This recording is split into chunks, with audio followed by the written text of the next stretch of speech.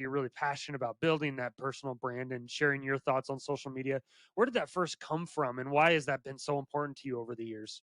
Honestly, it's just I joke and I know I get a lot of grief about it, but it's therapeutic for me.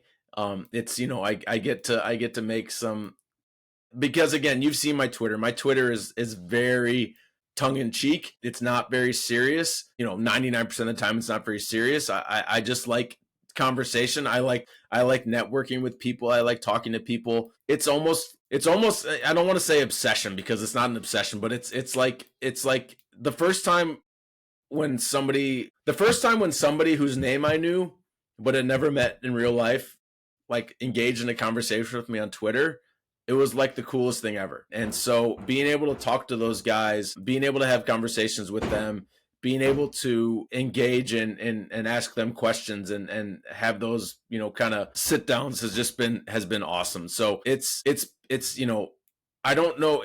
Obviously, it's a lot of it started with the Hog Football Chat. Yeah, and I want to talk about that as well. Where did Yeah. that start? Like, what was the kind of the initial, vision behind doing that?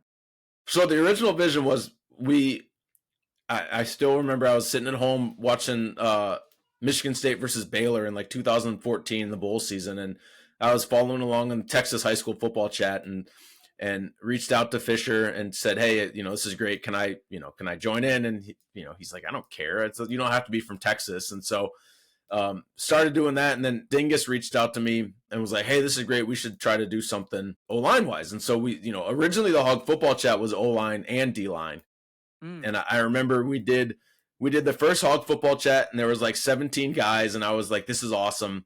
And then like the next one was okay. The next one we tried to do a D line one, and it was dead. And I remember telling Dingus, I remember telling Jack, I was like, "We're never doing D line again. Like this is awful."